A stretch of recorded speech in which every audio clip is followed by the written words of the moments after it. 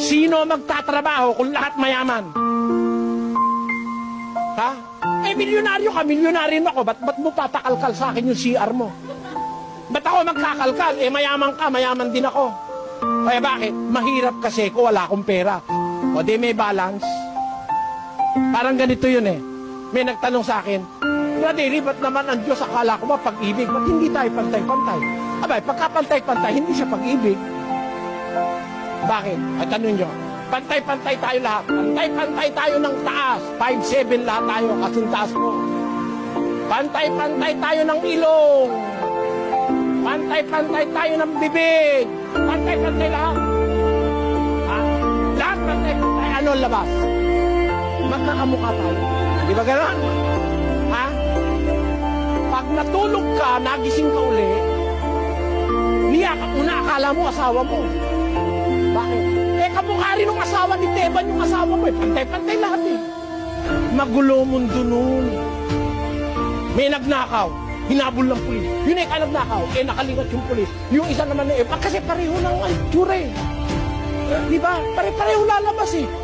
Merong isang tao, sabi niya, nandun siya sa ilalim ng puno ng duhat. Papahangin siya, nakita niya yung puno ng kalabasa doon. Ang lalaki ng bunga ng kalabasa, gapalanggana. Andun, kalabasa. Sabi niya, naisip niya, ba't yung kalabasa? Ang liit-liit lang ng puno, ang laki-laki ng bunga. Ito namang duhat, ang laki-laki ng puno, liliit naman ng bunga. Nag-iisip siya. Para bang nag-iisip siya, ba't ganun? Ang nangyari, humangin. Naku, nabaksak yung isang kumpul na duhat. Tumama sa ulo niya, kumpul na duhat. Sabi niya, Diyos ko, patawarin mo po ako. Bakit niya? Ba't niya sinabi, tama pala ang Diyos? Kasi kung nagkataon yung kalabasang kumpul-kumpul ang andot yung bumaksak sa ulo niya, patay siya. Di ba? Ano, naintindihan nyo na mga kapatid? O, naintindihan nyo? Huwag nating sisisihin ng Diyos. Huwag nating kukwestiyonin ng Diyos. Let us not question God. Let us study the wisdom behind each creation. Why? There is a reason.